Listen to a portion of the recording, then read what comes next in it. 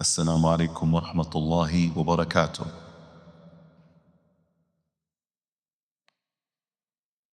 الحمد لله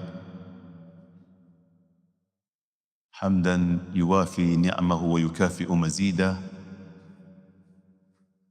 وصلى الله وسلم وبارك على سيدنا محمد وعلى آله وصحبه ومن سار على نهجه إلى يوم الدين. اللهم علمنا ما ينفعنا وانفعنا بما علمتنا وزدنا علما واجعلنا من عبادك الصالحين. ربنا انفعنا بما علمتنا، رب علمنا الذي ينفعنا، رب فقهنا وفقه أهلنا وقرابات لنا في ديننا مع أهل القتر أنثى وذكر. Alhamdulillah, baada ya kumshukuru Mwenyezi Mungu Subhanahu wa Ta'ala na kumsalimia na kumsalia Bwana Mtume Muhammad sallallahu alayhi wasallam, tuko katika kuendeleza darasa letu la fiqhi ya al-Imam al-Shafi'i, tukiwa katika kitabu Safinati Najah, tukimwomba Mola Subhanahu wa Ta'ala aturuzuku fahamu na aturuzuku ilmu na vile vile aturuzuku al-amal, tuwe na amali katika ilmu tulokuwa nayo. Wanatueleza wasomi, al-ilmu yad'u ila al-amal, elimu yalengania mtu atendee kazi ilmu yake. Fa in ajaba, yule ambaye atakaitikia mwito huu, elimu yabakia, wa illa irtahal, na asipoitikia mwito wa ilmu, basi ile elimu inaondoka. Kwa maana hata kama kuna kichache tunachokisoma katika darasa letu hili, lazima tutumie ile elimu chache tulopata kwa practice, kwa kuifanyia kazi. Na unapoipractice ilmu, ndio ilmu yako yabaki. Wa illa irtahal, na kama haukuifanyia kazi ilmu, basi ile elimu yaondoka, bali na madhambi makubwa. Faalimun biilmihi lam ya'malan mu'adhabun min qabli ubadil wathan. Nikuja katika baadhi ya riwaya, faalimun, yule mjuzi ambaye anao ilmu, lam ya'malan, hakuifanyia kazi ile ilmu yake, mu'adhabun min qabli ubadil wathan, huyo ataadhibiwa kabla ya wale wenye kuabudu masanamu kesho siku ya Kiyama. Mola amekupa ilmu, haukuitumia ile ilmu yako, na ni jambo ambalo linatakikaniwa kwa kila Muislamu aweze kuifanyia kazi ilmu yake. Kwa hivyo tuzidi kumwomba Mola Subhanahu wa Ta'ala aturuzuku fahamu na aturuzuku ilmu, na pia aturuzuku kadhalika al-amal, amali na vitendo vinavyochukuana na ilmu ambayo tunaoisoma. Wiki iliyopita walillahi alhamd tulimaliza mlango unaofungamana na nawaqidhul wudhu, na tuzidi kushukuru kuwa Mola Subhanahu wa Ta'ala alitukunjulia wakati tukaweza kueleza, na mwisho tukaeleza suala linalofungamana na almusafaha, kupeana mkono kati ya mwanamume na mwanamke ajnabi. Na tukaona katika sheria wale ambao hawakutengui alwudhu kulingana na mtizamo wa madhhabi ya Imamu Shafi'i ni wale ambao wewe ni haramu kuwaoa. Tukaona wale ambao kwamba ni haramu wewe kuwaoa kama ni mwanamume ni wanawake 18, na kama ni kwa mwanamke ni wanaume 18. Tumewaeleza katika darasa lililopita. Pia baadhi ya wanazuoni wameongeza katika hawa, ingawa hawa wanatengua alwudhu, lakini wewe ni haramu kuwaoa lilabad, maisha yako. Wa kwanza ni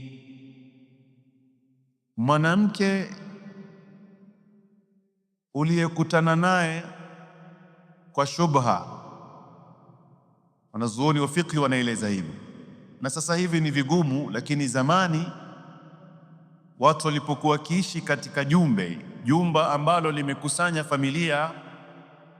Kwa hivyo utakuja kuona madada wawili wameolewa na makaka wawili mfano, na wanaishi katika nyumba moja na wanatembeleana. Taban kuna vyumba vya kila mmoja, lakini wanatembeleana. Kwa hivyo huyu yuko free huku, pengine mume amesafiri,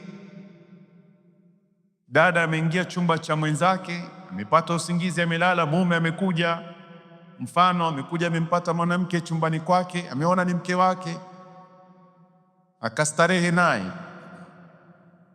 Akija kumaliza shughuli, akishtuka huyu sio mke wake. Sasa huyu mwanamke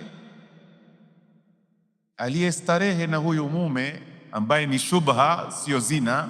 Tabaan suala la zina ni suala, hata katika baadhi ya wanazuoni kuna kauli ya kuwa yule mtoto wa zina ambaye wewe umekwenda kustarehe na mama yake katika njia ya uzinifu, yule mtoto anakutengua udhu, kwa sababu si wako na umekusudia wewe kufanya cha haramu. Bali katika baadhi ya akwali ya wanazuoni, na ni kauli yenye uzito sana, wanasema wewe yule mtoto akishakuwa mkubwa unaweza kumwoa. Subhanallah. Sasa si mtoto wako au una uhusiano wote na yeye, na hii ni kuonyesha jarima, dhambi kubwa ambayo mtu anaokwenda kuifanya wakati anakwenda kufanya uzinifu. Kwa hivyo yule mtoto anakutengua udhu, na ni kauli na ina uzito sana katika baadhi ya fuqaha. Lakini huyu tunayemzungumza ndio yule, si mke wake, lakini amekutana na yeye kwa shubha.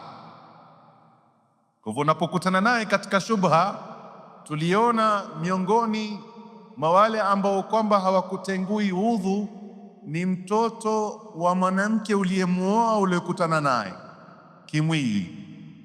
Katika Qur'ani imekuja radiba, mtoto ambaye mimi nimemuoa mamake na nimestarehe na mamake. Kwa hivyo yule mtoto anakuwa ni haramu kwangu. Lakini huyu sijamuoa, lakini ni shubha. Ninapokutana naye yule mwanamke, nikashtuka baadaye, baada ya kustarehe naye, yeye akajioa, akanitambua mimi si mume wake, na mimi nikamtambua yeye si mke wangu, watoto wake kwangu inakuwa ni haramu, lakini wananitengua aludhu, tofauti na yule mwanamke uliyemwoa. Ili kwa sasa hivi si rahisi kufanyika kwa hakika, kulingana na mara nyingi siku hizi maisha yetu ni kila mmoja kivyake.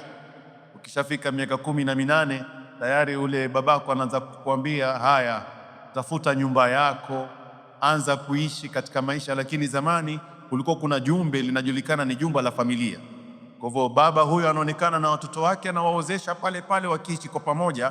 Kwa sasa hivi ni vigumu sana kupatikana, lakini lau kutapatikana jambo kama hili, ni ujue yule mtoto wa yule mwanamke uliokutana naye katika shubha, wewe ni haramu kumuoa moja kwa moja kwa maisha, lakini anakutengua alwudhu.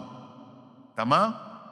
Na kuna wanawake ambao sisi wanatutengua alwudhu, lakini ni haramu kuwaoa maisha, na hii lilhurma, ni kwa sababu ya heshima waliopewa na Uislamu. Na hawa ni ummahatul mu'minin, wakeze Bwana Mtume Muhammad alayhi salatu wassalam. An-nabiyyu awla bilmu'minina min anfusihim wa azwajuhu ummahatuhum. An-nabiyyu awla bilmu'minin min anfusihim. Bwana Mtume Muhammad alayhi salatu wassalam amepewa cheo cha juu sana na Uislamu, amepewa na Mola subhanahu wa ta'ala, bali katika riwaya wa huwa abuhum, wa sisi baba yetu wa kiroho ni Mtume Muhammad alayhi salatu wassalam, na wake zake wote ni ummahatu almu'minin. Tunapomsikia bibi Aisha tunamuita ummul mu'minin, tunamsikia bibi Khadija ummul mu'minin. Hawa ni ummahatul mu'minin. Ni haramu kuwaoa duniani na ni haramu kuwaoa pia kesho akhira. lakini wanatutengua udhu, tunatengua na udhu. Kwa hivyo huwezi kwenda ukamshika tu hakadha kama mzazi wako alokuzaa, la, ani masala yameelezwa na wanazuoni. Kwa hivyo utakuja kuona hawa ni haramu lilabad sisi kuwaoa, lakini wanatutengua udhu, tunatengua na udhu sisi na wao. Hii ni nyongeza katika mazungumzo tulikuwa tumeyazungumza katika wiki iliyopita, na pia katika kuongeza faida ni kuwa wakadhalika ummahatul anbiya, hivyo hivyo mama wa manabii, Nabii Allah Isa mamake, Nabii Allah Musa mamake, Nabii Allah Ibrahim mamake. Hawa sisi ni haramu kuwaoa fi dunia wal akhirah, lakini hawa ummahat al-anbiya kesho siku ya akhira si haramu kwa Mtume Muhammad alayhi salatu wasalam. Kwa hivyo yoyote katika wao atakayetaka kuingia katika grupu za wake zake Bwana Mtume Muhammad, mlango huo umefunguliwa. Subhanallah. Lakini hao manabii hawana ruhusa ya ummahatul mu'minin katika upande wa Mtume Muhammad alayhi salatu wasalam. Wao wanao khiari lau watakuja kwa Bwana Mtume Muhammad alayhi salatu wasalam. Masaili wanaeleza wanazuoni, na mimi nimeona ni bora kuongeza katika mazungumzo yaliokuwa yamejiri katika wiki iliyopita. Darasa letu leo na ni darasa muhimu sana, ni faslun man intaqada wudhuuhu haruma alayhi arba'atu ashya. Tumekusha kueleza alwudhu, na kwa wale wanaokumbuka mwanzo wa tahara tulizungumza tahara ina maqasid manne, wasailu tahara arba wa maqasidu tahara arba. Zile nyasila za tahara minne na objectives, malengo ya tahara pia vile vile ni nne. Tukasema nyasila, tools zinazotumika katika tahara ni imma alma, ni maji,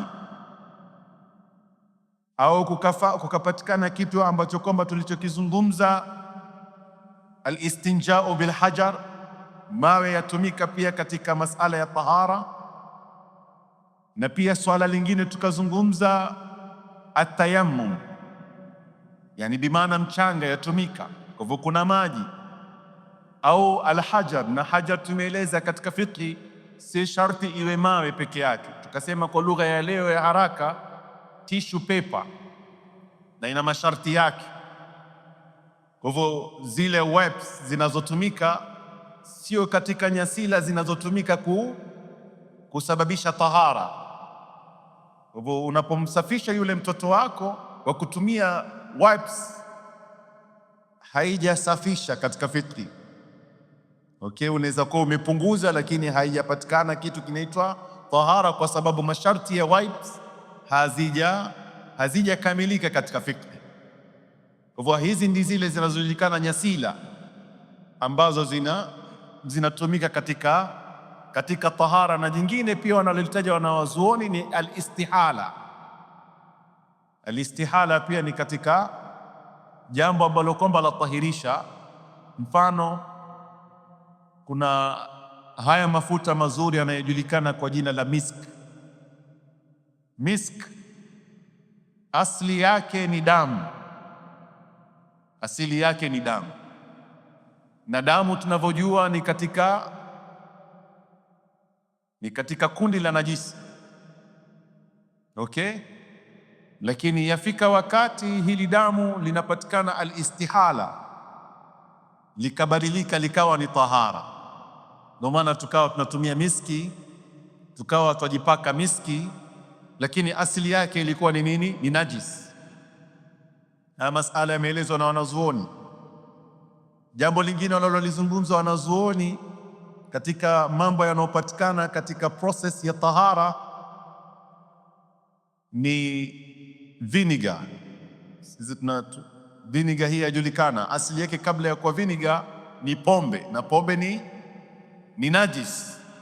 Lakini kukipatikana istihala na masharti haya yameelezwa na wanazuoni, ikawa ni vinegar, basi inatoka katika sifa ya najisi inaingia katika tahara.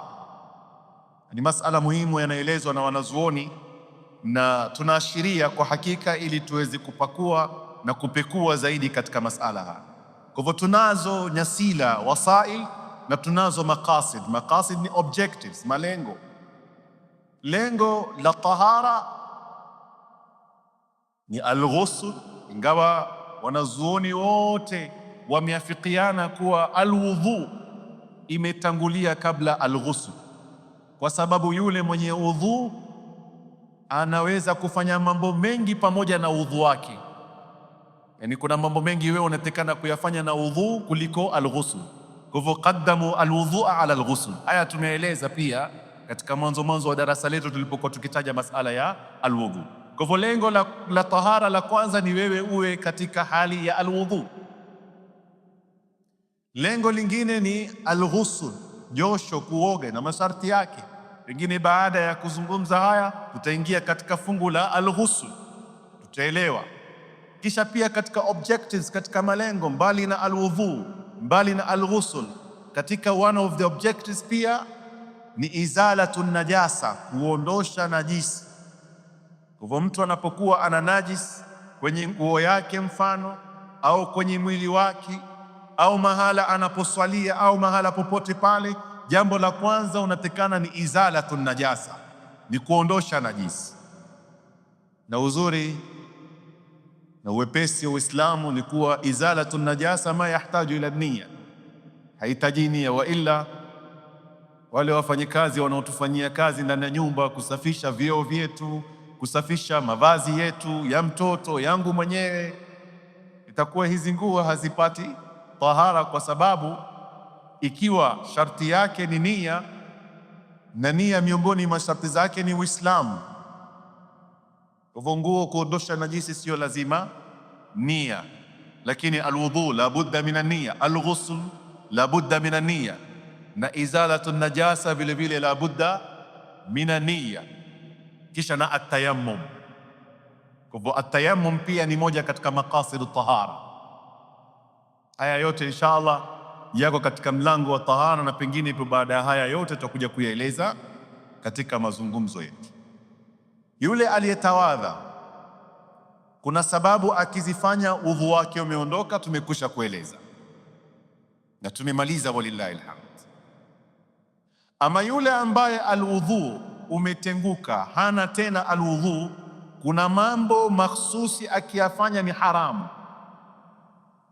Na maana ya haramu, maana ya kwanza ni kuwa kile unachokifanya hakitoswihi, kisha ikiwa umefanya maksudi unapata madhambi. Manake alharamu huwa ma yuthabu tarikuhu wa yuaqabu fa'iluhu. Haramu ni yule ambaye kwamba akiwachana nayo anapata thawabu, na akifanya haramu anapata madhambi. Ndio hata katika masala mazuri ambao tunatekana tujipambe nayo ili kuweza kupata thawabu, ni kuwa wewe unapoamka asubuhi useme nawaitu, mimi nimetia nia ya Rabbi kuacha kila haramu iliyoko mbele yangu. Unapewa thawabu kwa kuacha kila haramu iliyoko mbele yako. Lakini lau utawacha haramu bila kutia nia, hauna thawabu, kwa sababu ni katika al-a'mal, ni katika amali. Na haramu twajua, kuiba, kuzungumza urongo, kusengenya na mengineo mengi yanayojulikana katika haramu.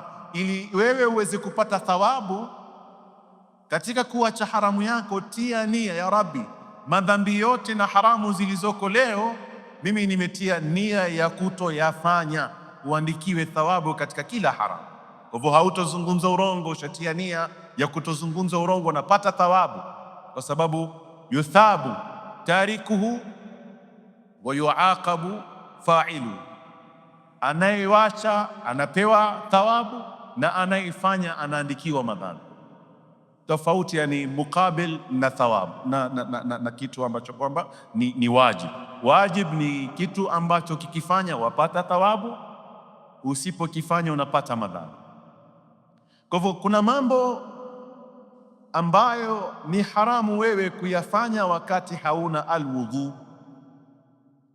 Mwenye kitabu cha Safina anatuambia man intaqadha wudhuuhu haruma alayhi arba'atu ashya, yule ambaye udhu wake umetenguka, hana alwudhu, ni haramu kwake kufanya mambo manne. Yani haya mambo manne wewe ukiyafanya hayahesabiwi katika sheria, na kama umefanya makusudi unapata madhambi. Kwa ni jambo muhimu kuyafahamu na kuyaelewa. Hapa kuna faida nzuri ambapo nitajaribu kuyataja. Sisi katika fiqhi tumetaja alhadath, na alhadath imma alhadath alakbar wa imma alhadath alasghar. Tuna hadathi ambayo kwamba ni ndogo, ambayo wewe ndio hii tunaozungumza. Hadathul asghar ni mtu kutokuwa na alwudhu, na alhadathul asghar, alhadathul akbar, mwenye kitabu wa Safinatun Najah amekusanya mambo mawili, kwa sababu tukienda katika vitabu mutawalat, vitabu vya juu zaidi, utakuja kuona alhadath ziko tatu. Kuna alhadathul asghar, alhadathul mutawassit na alhadathul akbar. Kuna hadathi ndogo, kuna hadathi ya kati na kati, na kuna hadathi kubwa. Kwa hivyo hadathi ya kati na kati na kubwa katika hukumu utakuja kuiona zaingia katika hukumu moja, lakini unaweza kuzifafanua ikiwa unataka kusherehesha. Kwa hivyo mwenye kitabu ametueleza hapa kuna hadathi kubwa na kuna hadathi ndogo, lakini hakika katika vitabu vikubwa kuna hadathi ambayo kwamba ni ndogo, kinachokusababisha wewe lazima utawadhe, na kuna alhadathu almutawassit au alawsat, nayo ni janaba. Janaba tumeeleza kwa mapana, na wametaja vile vile katika janaba vile vile kuna alwilada, kuzaa, ingawa utakuja kuona annifas, damu ya kuzaa ni tofauti na kuzaa kwenyewe,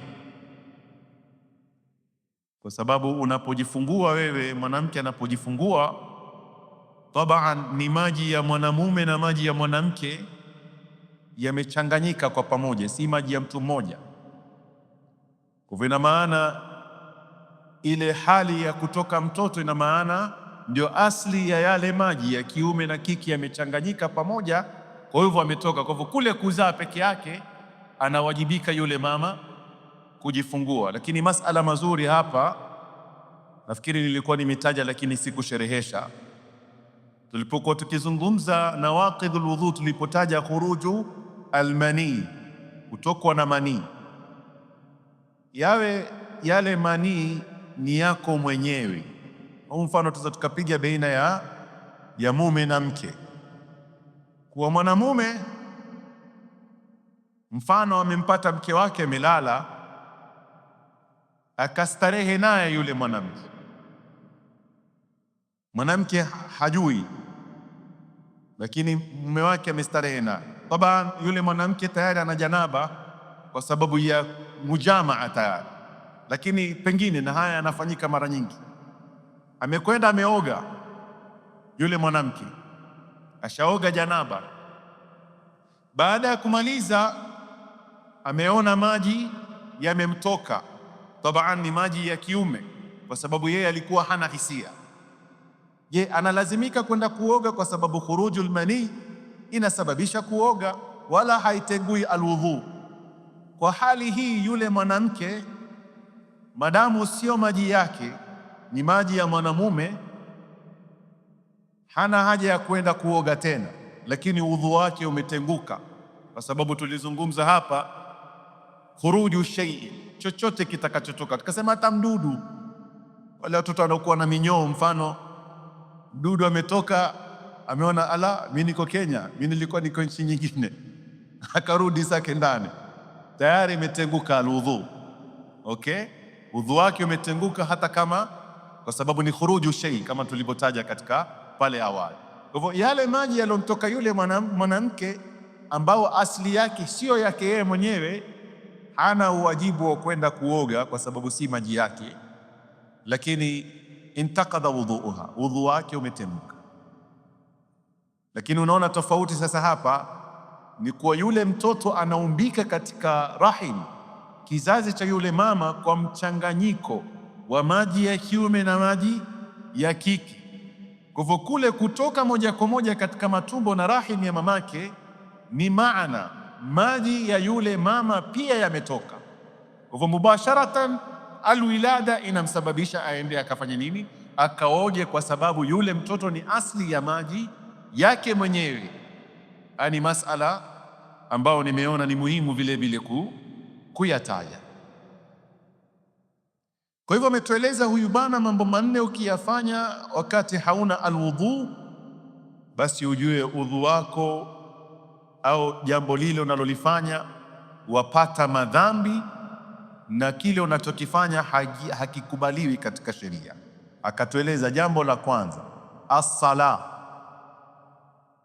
Yule hana alwudhu ni haramu kwake kuswali.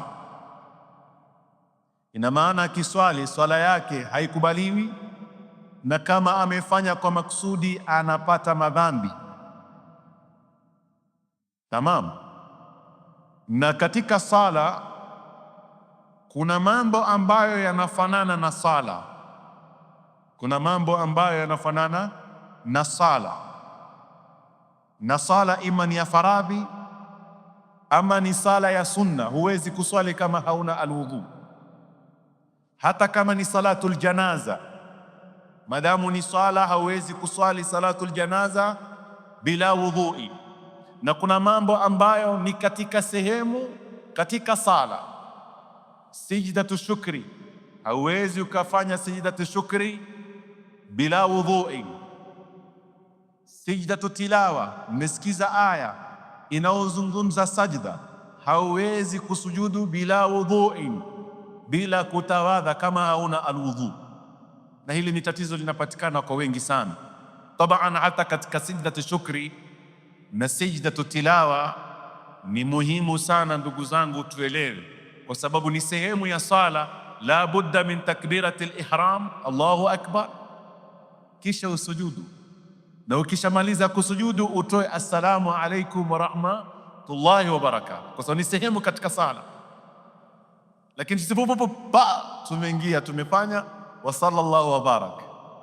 Kwa masharti ya sijdatu shukri na masharti ya sijdatu tilawa hatuna, kwa sababu hatutaki kusoma dini yetu. Kwa hivyo wewe umepata sijdatu tilawa katika Qur'ani, kama wasoma Qur'ani, iweke kando Qur'ani yako, elekea qibla, hakikisha ala wudhu'in, kabbir, kwa sababu waingia kwenye sala, Allahu akbar, na la budda min nia, ni ibada. Utie nia ya kuwa mimi na sijdatu tilawa au sijdatu shukri, kisha sujudu. Ukishamaliza kusujudu, rudi, piga assalamu alaikum, toka katika sala. Hiyo sijda yako itakuwa iko sawa. Bila hivyo basi utakuwa unafanya mazoezi, ndugu yangu, hauna thawabu, hauna lolote. Kwa hivyo haya ni mambo yanayofanana na nini? Na sala. Sijdatu shukri yafanana na sala, sijdatu tilawa yafanana na sala. Khutbatain, khutba za Ijumaa, khutba za Ijumaa mbili, kwa sababu katika baadhi ya riwaya khutba mbili za Ijumaa zina mithili rak'atain, na ndio maana tusali rak'ataini katika salati aljumaa, tusali rak'a mbili badala ya raka nne. Kwa hivyo baadhi ya wanazuoni wanaona zile khutba mbili pale juu ya mimbar ni maqam ya rak'atain. Kwa hivyo la budda min alwudhu, tofauti na khutba nikah au khutba za zinginezo zinazojulikana, hususan khutbatul jumaa. Afai imamu kupanda katika mimbar kama hana alwudhu, na akitengukwa na udhu ashuke chini, aende akatawadhe, arudi aanze tena mwanzo wa khutba yake, kwa sababu intakadha udhu wake umetenguka, na basi ile ibada itakuwa hakuna. Kwa tunawaomba makhatibu, lau utatingukwa na alwudhu ukiwa katika mimbar, tafadhali usituharibie sala ya Ijumaa. Teremka, nenda katawadhe. Wengine wanakuambia bana, mimi hii swala nitaijibu baadaye, maana kitoka hapa wengine watasema Yule bwana ametoka amefanya nini? La, usiharibu sala yako kwa sababu wewe ala ghairi wudhui. Ikiwa utaendelea kuswali unapata madhambi kwa sababu ni haramu, ni sala. Udhu wako umetenguka, wafanya kitu gani kwenye safu ya sala? Waogopa nani? Inuka, toka, kuona hii yakini, sina udhu, ni ada, ni kitu cha kawaida. Wewe hauswali na malaika, waswali na wanadamu wenzao. Sasa wewe unayejifanya ngangari, hautaki kutoka, shekhe, unapata madhambi. Nani yuko tayari kupata madhambi? Na madhambi makubwa lau atakuwa ni al-imam, aingie katika sala, Allahu akbar, mara upepo umemtoka, anze kufikiria Masjidi Nur bana, maelfu ya watu wamejaa hapa, nitatoka vipi? La ya akhi, toka katika sala, hauna alwudhu, nenda katawadhe. Mwingine ataingia ataendelea na sala. Uko tayari kupata madhambi wewe kuwa waswali ala ghairi wudhui, kisha upate madhambi ya kuongoza watu katika sala ambayo kwamba ni batil? Okay, hakuna anayejua katika sisi, bainaka wa baina Allah, wewe na Mola wako vipi? Kwa hivyo tunatakana tujichunge sana katika suala nzima linalofungamana na hili. Kwa hivyo as-sala ni suala ambalo ni haramu mtu kama hana alwudhu kuingia katika sala, na haya maneno yako wazi katika Qur'an al-Karim. Mwenyezi Mungu Subhanahu wa Ta'ala aliposema, ya ayyuhalladhina amanu, enyi mloamini, idha qumtum ila salati, mtakaponyenyuka wima, mmesimamisha sala, faghsilu wujuhakum, tawadheni, osheni nyuso zenu, wa aidiakum, na mikono yenu, ila almarafiq, wamsahu biruusikum, pukuseni na mfute vichwa vyenu, wa arjulakum, osheni miguu yenu, ila alka'bain, mpaka mwisho wa maneno. Kwa hivyo hii ndio namna ya kutawadha kama ilivyokuja katika Al-Qur'an al-Karim. Kwa hivyo yule ambaye atakuwa hayuko katika alwudhu, lau atasali na mfano wa sala tulivyoeleza, atapata madhambi, na lilasaf, ikiwa amefanya makusudi ni madhambi na sala yake ni batila, isipokuwa tulitaja hapa yule ambaye kwamba ni daimul hadath, yule ambaye kwamba anadumu katika alhadath. Mfano, hana control katika haja yake ndogo, hana control katika upepo, kutokwa na riahi. Hizi zote ni katika nawaqidul wudhu. Huyu sheria imempa ruhusa, tulitaja amepewa ruhusa, lakini kwa masharti, kuwa yeye asitawadhe illa baada dukhuli alwaqt. Akisikia adhana imeadhiniwa ndio atawadhi. Kisha kabla ya kutawadha, ikiwa ni mtu ambaye hana control katika haja yake ndogo, aende kwanza ajisafishe, izalatun najasa, kisha atawadhe, na kama itawezekana ajizuie hizi katika sharti alizoelezwa. Lau ataingia katika sala akajihisi pengine haja ndogo inamtoka, ameruhusiwa aendelee na sala yake kwa dharura ambayo haiwezi kuepukwa, huyo peke yake. Lakini wewe usiseme bana haja pengine imenibana sana, lakini potelea mbali, mimi niko katika sala. Bali kusudi pia ni makosa. Wewe ukawa una haja imekukaba, unajizuia, ni makruh hasa wewe kuingia katika sala na umebana haja yako, hauna concentration katika sala yako. Lakini mimi maji tena kwenda kushika ya baridi wa hakadha, ukajitia mambo mengi ili uweze kuingia. Kwa hivyo wewe mashallah uko katika swala, unaendelea, pengine umevaa pampers, unapata madhambi, isipokuwa yule aliyokuwa amepewa dharura tuliokuwa tumetaja. Mtu mwingine anaitwa faqidu taharatain au tuhurain, faqidu tuhurain.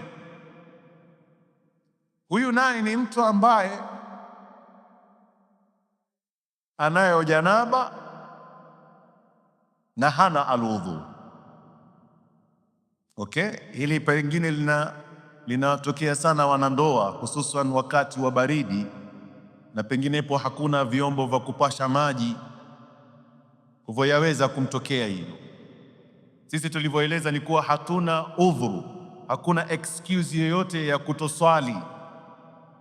Swala haina excuse. Swala ikifika wakati wake, wewe swali. Na tumeeleza hapa, pengine mlango ukifika wa sala tutaeleza kwa upana. Je, tuswali mwanzo wa wakati au katikati ama mwisho? Tutakuja kueleza katika mapana na marefu katika mlango wa sala, lakini sala haina udhuru, haina excuse ya kuachana na sala. Lakini mtu ambaye kwamba ni faqidu tuhurain, mfano amekutana na mke wake au pengine ameota ndoto, kwa hivyo ina maana hana pengine alwudhu na pengine anadaiwa josho la lazima, lakini akiamka hali ya wedha haimruhusu. Je, arudi alale? Huyu anaruhusiwa kuswali lihurmati alwaqt, kwa heshima ya ile wakati ya sala, ili asiandikiwe madhambi kuwa sala imefanya nini, imempita. Kwa hivyo ingia msikitini, usiswalishe tu wewe. Kama ni faqidu tuhurain, usiswalishe kwa sababu unadaiwa kuswali baadaye. Ukishaingia utaswali, na huyu pia na masala yake. Utaingia katika mtu aliyokuwa na janaba. Je, aliyokuwa na janaba anafaa kusoma Qur'ani ama hafai kusoma Qur'ani? Hafai kusoma Qur'ani, isipokuwa Qur'ani ya lazima, kwa sababu katika sala Qur'ani ya lazima ni suratul Fatiha. Yeye anaruhusiwa kusoma suratul Fatiha peke yake, sura zingine hafai kusoma, kwa sababu amepewa excuse na sheria.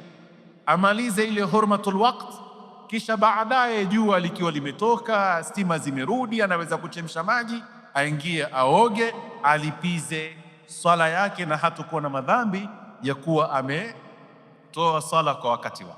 Hawa ni watu wawili peke yake, na hii yaingia kwa yule mwanamke ambaye kwamba ana damu istihadha, mwanamke ambaye kwamba yani sio period yake, lakini ni mgonjwa, damu yamtoka kila wakati. Ikifika wakati wa sala atakwenda kujisafisha, kisha atawadhe, aswali, amesamehewa wakati wake. Na yule ambaye kwamba pengine anatokwa na riahi au haja ndogo wa hakadha, na huyu faqidu tuhurain, yule ambaye kwamba hana tahara mbili, yani hakuoga janaba wala hana alwudhu, hivyo huyu ataswali, kisha baadaye atalipa sala yake.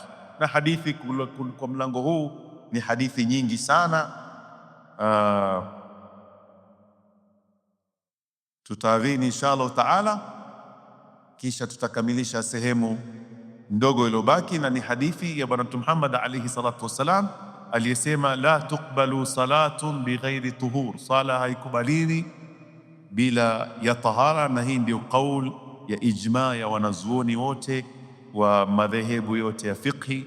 Mwenyezi Mungu atujalie kila la kheri. Baada ya adhana inshallah tutaendelea. Kwa hivyo tumefahamu kuwa yule alokuwa na hadath ad-daim anaruhusiwa kwa dharura hiyo, au faqidu at-tuhurain, na yule ambaye kwamba alikuwa amekosa tahara mbili kama tulivyotaja, anayo janaba na hana alwudhu, kwa hivyo huyo ataswali lihurmati alwaqti wa alayhi li'ada, ataswali ili kuhifadhi ule wakati na analazimika kurudia. Tutataja jingine moja, tumeelezwa ni 4, lakini tutataja mawili katika darasa letu hili, na wiki inayofuatia tutamaliza sehemu iliyobakia. Jambo lingine la pili ambalo ni haramu wewe kulifanya wakati hauna alwudhu ni at-tawaf.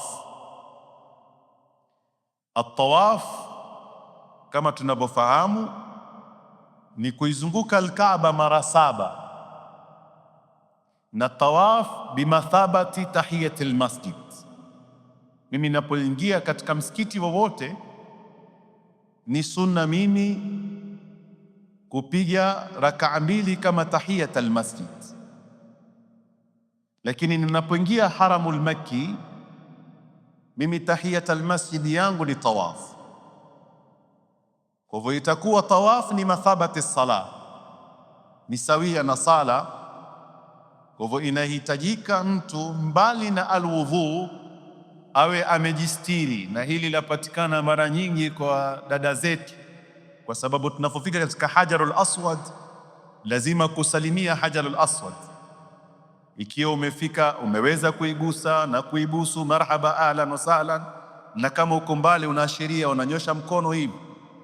Hivyo dada zetu, kama tunavyofahamu, kabla ya viganja, hapa juu ya viganja kwenda juu ni aura, isipokuwa yani mwili wake wote ni aura, isipokuwa uso na viganja viwili katika madhhabi ya Imam Shafi. Hivyo lau atavaa baibui ambayo akinyosha mkono hivi yateremka, ina maana tayari aura yake imeonekana ndani ya tawaf, na ni kama kuonekana ndani ya sala. Kwa ina maana kama hakufinika kwa haraka, ile sala yake ni batila, na ina maana kama pia hakufunika kwa haraka, tawafu yake ni batil. Kwa hivyo leo utakuja kuona kuna zile baibui ambazo kwamba zina raba za shika vizuri, ndio akienda katika tawafu akinyosha mkono isiteremke ikamkosesha fadhila na thawabu, au pengine ile tawafu yake isiswihi.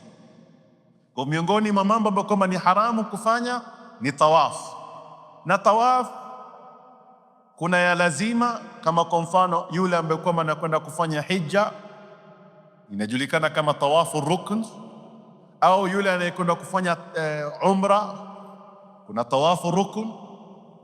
Na pia katika hija kuna tawafu ambayo kwamba ni wajibu, ambapo ukikosa wewe, kuna masharti umewekewa kwa mahujaji. Ukikosa hili jambo, basi ujue utakuwa na penalty kadhaa. Kuna nyingine inayojulikana ambayo kwamba ni wajibu kama wanazuoni wanavyotueleza, na kuna tawafu ambayo kwamba ni manduba, ni sunna, kama tawafu alqudum. Kwa yule ambaye kwamba anaingia katika ardhi ya Makka, tawafu alqudum kwake pia ni sunna, ni manduba. Na pia vile vile kuna tawafu ambayo kwamba ni sunna kama hiyo tuliotaja, mtu ameingia msikitini hafanyi umra wala hafanyi haji wala siokuwa anakwenda, ni tawafu alwada, anaiaga ile alkaaba, kama wanazuoni walivyoeleza. Kwa hivyo miongoni mwa masharti yake ni ala wudhuin. Ametuambia Bwana Mtume Muhammad alayhi salatu wassalam akisema, at-tawafu hawla albayti mithlu salati, tawafu kuzunguka alkaaba ni mfano wa sala, illa annakum tatakallamuna fihi. Tofauti ya tawafu na sala ni kuwa sisi tumeruhusiwa kuzungumza wakati tunapotufu. Faman takallama fihi fala yatakallam illa bikhairi, basi yule atakayezungumza wakati anapofanya tawaf azungumze mambo ya kheri, asizungumze mambo ya kiulimwengu. Tumeruhusiwa sisi kuzungumza katika tawaf, lakini hatujaruhusiwa kuzungumza katika sala. Haya ni mambo mawili katika manne tuliyoyataja, ambapo mtu ambaye kwamba hana alwudhu akiyafanya anapata madhambi, na kile anachokifanya hakitokubaliwa katika shipia. Dakika 6 zilizobakia insha Allah taala, kama kuna mtu ana swali basi karibuni. Tuna dakika 6. Mzee wangu ameniuliza kabla ya darasa hapa, wiki iliyopita tulizungumza katika nawaqidul wudhu katika madhhabi ya Imam Shafi'i, ni yale tuliyoeleza. Okay, ni 4 ama ni 5 ikiwa naum, usingizi utakuwa tofauti na yale mambo yote yanayofungamana na akili ya mwanadamu. Lakini tukataja baadhi ya masail ambapo yanapatikana katika madhehebu mengine, hayapatikani katika madhehebu ya madhhab ya Imam Shafi'i. Tukataja mfano aklu lahmil ibil, mfano kula nyama ya ngamia. Katika madhhab ya alimamu Ahmad ibn Hanbal, yunqidhu alwudhu'a, inatengua alwudhu. Kwa hivyo yule anayekwenda kula nyama ya ngamia katika madhehebu ya alimamu Ahmad ibn Hanbal ajue basi baada ya kula nyama ya ngamia nenda katawadhe tena, hauna alwudhu. Lakini ulama wote, alimamu Malik walimamu Abu Hanifa walimamu Shafi'i, la yantaqidhu wudhu'u ahadina biakli lahmi alibili, lakini ni sunna ni sunna ukila nyama ya ngamia uende ukatawadhe katika jamhuri ya ulama. Kwa hivyo ameuliza mzee wangu hapa, nini hikma? Kwani mtu akila nyama ya ngamia kunafanyika kitu gani? Mbona anakwenda kutawadha? Kwa sababu ni sunna katika madhhabi ya Imamu Shafi'i, na katika madhhabi ya Imamu Ahmad ibn Hanbal lazima ende akatawadhe. Kitu gani kinachofanyika?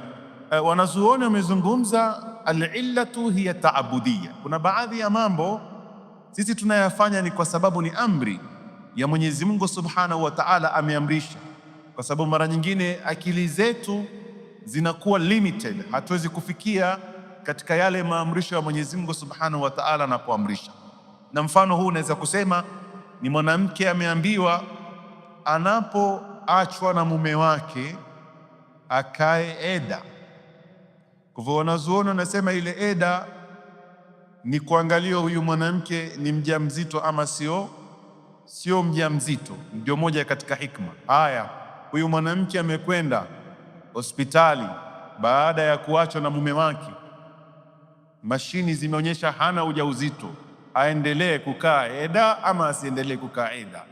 Ataendelea kukaa eda, kwa sababu bongo letu limepotea. Sisi ni fahamu tu, tumejaribu kuangalia hikma nyuma ya amri ya Mola Subhanahu wa Ta'ala, lakini tumekosa hiyo hikma. Atafanya taabudia. Kwa hivyo miongoni mwa hikma ya sheria kuwa ukila nyama ya ngamia uende utawadhe, ni ila yake ni taabudia, ni katika masala ya ibada, tumeamrishwa na Mwenyezi Mungu Subhanahu wa Ta'ala. Wallahu wa rasuluhu a'lam. Dakika chache zilizobakia insha Allah, karibuni, milango iko wazi ili kuweza kupata faida. Naam.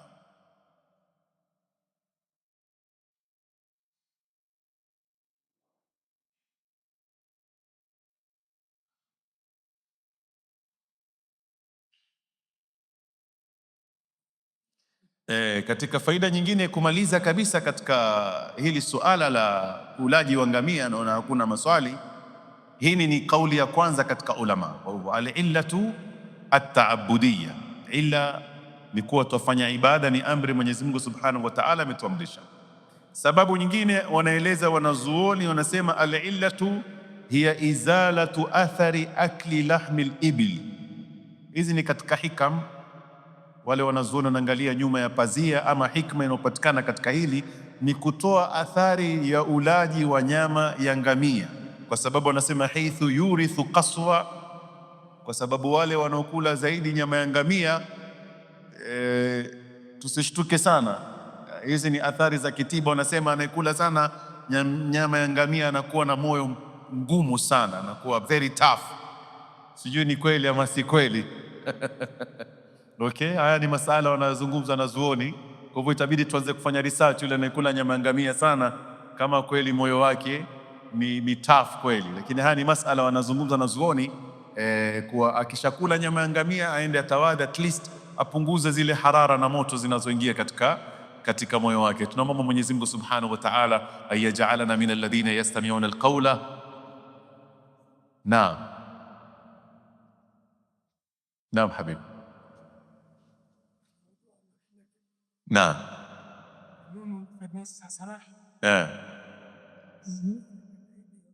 Ndio. Ndio. Aiyo.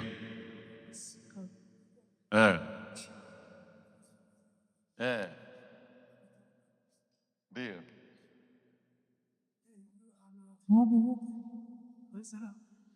Kuhusu thawabu inshallah anayo. Mmemsikia mzee anasema mtu ana udhu, yuko sawa, amejiandaa katika sala yake, ameswali, lakini mashaallah katika raka ya mwisho ameshikwa na haja ndogo, ameshindwa kujizuia, amejizuia huyo, amekimbia hamam. Je, anazo thawabu za faradhi au jamaa?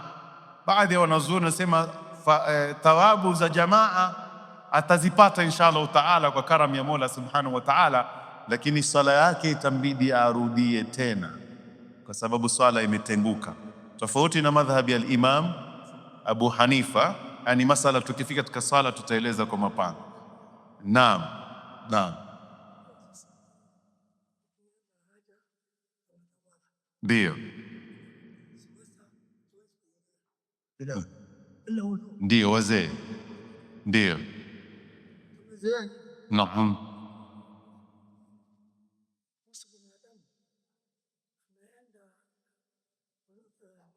Aha.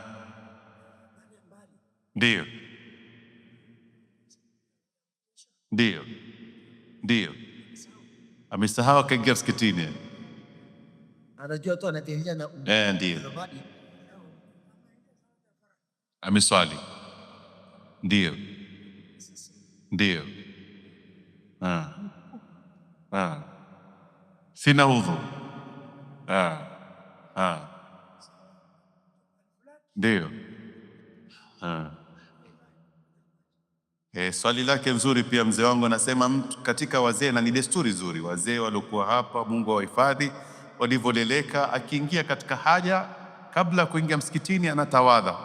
Sasa amekwenda mahali mbali, hakuna mifereji ya kutawadha, ameelekea msikitini, system yake imemwonyesha yeye ana aludhu, ameswali salatul isha, amerudi nyumbani saa 6 za usiku, amekumbuka mimi sala yangu nilikuwa sina aludhu. Inshallah hauna dhambi, kwa sababu pia katika mambo tutakayotaja hapa ni nisyan, kusahau, lakini swala yako utatawadha, swali tena na utapata ujira kwa fadhila za Mola Subhanahu wa Ta'ala. Mungu awajaze kheri kutusubiria, na nyote mtakuwa mmepata fadhila ya elimu.